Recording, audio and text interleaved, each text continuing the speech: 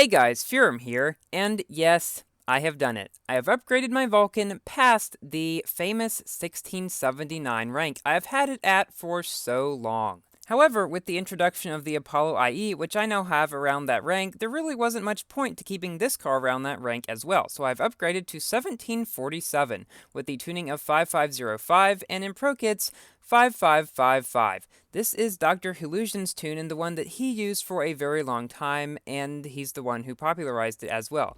So I guess since he seems to have basically quit his YouTube channel, he hasn't posted on it for several months, this is kind of a tribute to him, and I'm surprised I did not get knocked down there. So yes, this car has the speed and acceleration of a Max Prod Vulcan without the extremely sharp drifting, which honestly I think is pretty good, because when Max Prod, its drifting is a bit too sharp for me. I drove it at Max Pro in the Children's Day Cup, I believe, and yeah, I found it maybe just a little bit too twitchy for my taste. Also, this tune has a rank 59 below that of a Max Prod Vulcan, so when you risk points, you will almost always get faced with lower people, especially if you're at 100% risk, as I was in all of these races.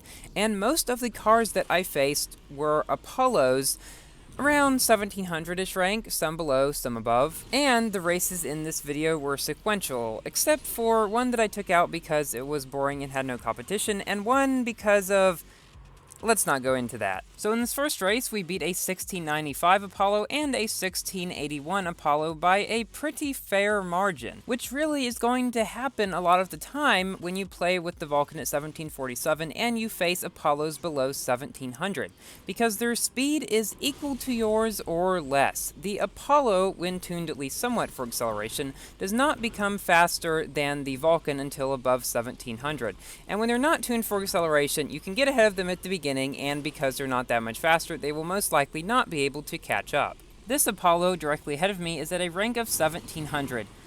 Ah yes, the infamous trains of Munich. He starts up about the same speed as I do, maybe just slightly faster, and his speed is approximately the same. So yeah, if you face ones 50 or so below you, they're going to be approximately the same as you are. And when you're at high risk with this tune, that is what you are mostly going to be facing. And the ones much below 1700 are going to be fairly easy to beat, because they will either have slower acceleration or slower speed, and if they have slightly better of one or the other, it's not going to make up for it. That is what I found when driving this car. So on that turn, I was able to take the turn better than either of the Apollos, allowing me to get into first place.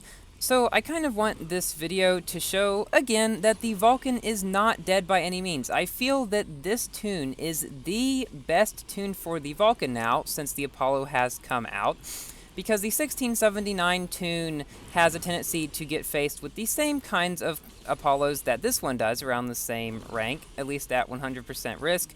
And obviously, since it's 6 miles per hour slower than this one, it is going to lose against them more of the time.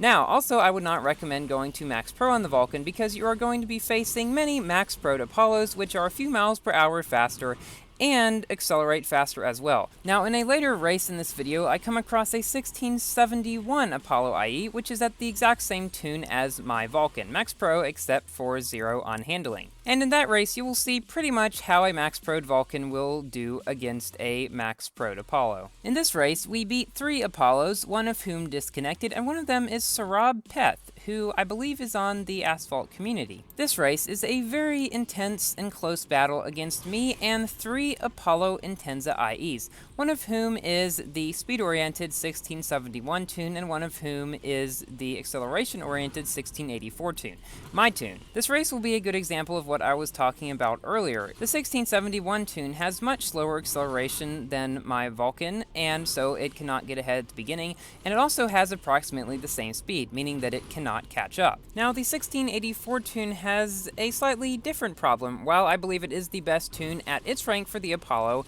and I have beat pretty much all other Apollos around this rank in my 1684 one, I I haven't really faced a 1747 Vulcan, because most people think the Vulcan's dead, which it isn't, at 100% risk anyway. So the thing about the 1684 Apollo is while it may accelerate slightly faster than the Vulcan, or approximately the same, its speed is less, meaning that it definitely cannot catch up. And we saw that come into play in this race with both of those cars. There was also a 1678 one, which I'm not sure about the tune of. Alright, now for the race on Patagonia, in which I faced the 1761 Apollo that I was telling you about earlier. Again, it's Max Pro'd, but with 0 on handling, giving it a rank of 1761. He is the one ahead of me. He starts out faster, and as you will see throughout the race, he is a good driver, and he just gets slightly further and further ahead, because he is around 3 or so miles per hour faster. So, at equal ranks, unless the Apollo does not drive as well as the Vulcan, the Apollo is going to win pretty much most of the time. That is why I try to stress the importance of playing at 100% risk if you play in the Vulcan still, because it greatly increases your chances of facing lower Apollos, which, as you will see all throughout this video, you can fairly easily beat with the 1747 Vulcan. I believe in this race I was at 75% risk instead of 100, and that is why I am facing a slightly higher one. Because when you're at 100% risk, pretty much everybody is going to be below you by like 50 rank or so. Throughout the second lap, the 1761 Apollo just gets slightly further and further ahead, as you can see here, and thus he finishes a couple seconds ahead of me. But we did manage to beat the same 1678 Apollo from earlier, as well as a 1671 one, as well as an Apollo at 1690, and hey look, a 1679 Aston Martin Vulcan. By the way, I found that when racing in my 1684 Apollo, pretty much in a race of all Apollos, the 1671 ones tend to come in last or pretty near the bottom because their acceleration is just horrible, and they're not able to catch up because their speed increase, slight one, is not enough to catch up. So yeah, if you're at 1671, I would definitely recommend upgrading acceleration to 2 or 3. I find that Munich is one of my favorite tracks to play on in multiplayer, because it seems to be the one where players make the most mistakes. And while, yes, that does mean I will make more mistakes too, possibly, if I don't and other players do, that gives me a better chance of winning, say, if I get knocked down at the beginning or something like that. However, I usually only choose Munich in cars that I am pretty comfortable driving, such as the Vulcan or the Apollo, cars I drive fairly often, not in just random cars that I'm testing. So here we beat the same 1671 Apollo as well as a 1652 one. Now for a race on Alps against 3 Apollo IEs, one of which is at a rank of 1714, so quite a bit higher than most of the other ones I have faced in this video. And his name is Driver Loser. Now, loser isn't spelled as you might think, it's spelled Loozer, but I'm just wondering if that's a play on words, but I just can't imagine somebody naming themselves that, thinking what it sounds like to other players. I have no idea. But anyways, my car's acceleration was equal to or better than his, and his speed is not enough to catch up. So again, I am able to stay ahead throughout the entirety of the lap.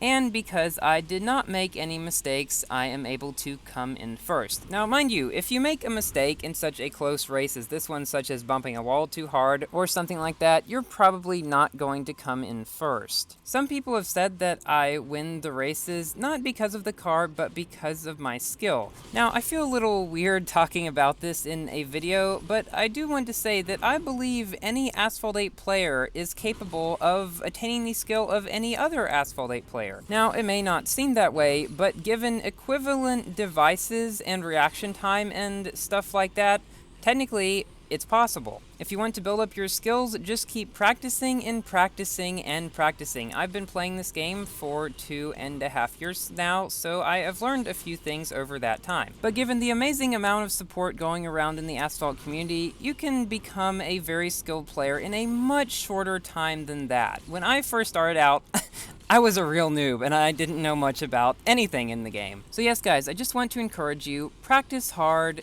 Don't give up, and you can become just as skilled as the best of the Asphalt 8 players. Okay, so we've come in first in this race against a 1684 Apollo, not running a nitro starter instantly, as well as a 1698 Hasura GT, who interestingly beat a 1687 Apollo, which is the 5505-505 tune for that Apollo, and I believe it is one of the best around that rank aside from the 1684 one. It's probably the one you should go for if you do not have enough V12s to do pro kits any more than 5050, because really, what else are you going to do? Upgrading handling on the Apollo does nothing except increase the likelihood of skids, and you probably already maxed nitro and top speed at that point, so hey, just stick it all in acceleration, because it is so extremely important at this rank. Interestingly enough, in this race are 3 of the most popular 1680-ish Apollo IE tunes. The 1682 tune, which is, I believe, 3505-5255, as well as my 1684 tune, which is 4504-5055, and one with the 1687 tune that I was just telling you about. How about that? So guys, I hope this video shows that the Vulcan is not dead yet, and when you're at 100% risk, you can beat pretty much all of those lower ranked Apollo IEs when you're at this 1747 tune. Thank you all for watching, please like the video if you enjoyed, and consider subscribing for more Asphalt 8 content, and I will see you in my next video. Goodbye!